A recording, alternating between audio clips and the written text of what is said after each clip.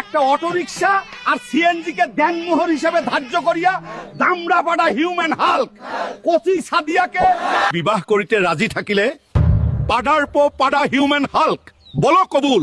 হ হ কবুল, আমার বাপ দাদা 14 গোষ্ঠীর পক্ষ থেকে কবুল। জীবনটা এখন সুন্দর হইতাছে। বলো মা সাদিয়া কবুল। না আমি কইতাম না, আমার শরম করে।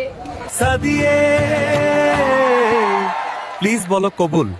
আচ্ছা ঠিক আছে কবুল। এই ছাগলের সন্তান, জলদি উঠ ঘুমেতে। হায় হায় মা, বিয়ের ভেতরে পানি ঢেলে দিলে, এখনই জীবনটা সুন্দর হইতে নিছিল। শিটম্যান, বালতি দিয়া বাড়ি মাইরা তোর জীবন উল্টাইলামু। কয়টা বাজে দেখছস?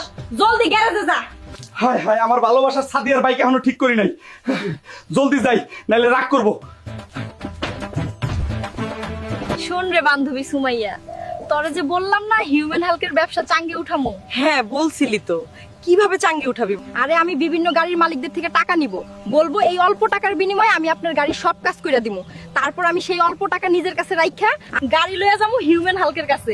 মিষ্টি মিষ্টি কয়টা কথা কইয়া ওরে দিয়া গাড়ির সব কাজ ফ্রিতে করাইলমু।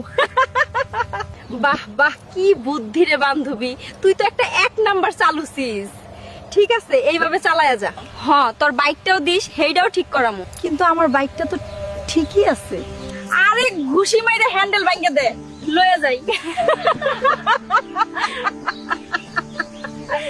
সকল প্রকার ড্রাইভার ভাইরা শোনেন, আমার কাছে ভালো 30 বছরের অভিজ্ঞতা দক্ষ মেকানিক আছে। আপনার গাড়ির 1000 টাকার কাজ আমি মাত্র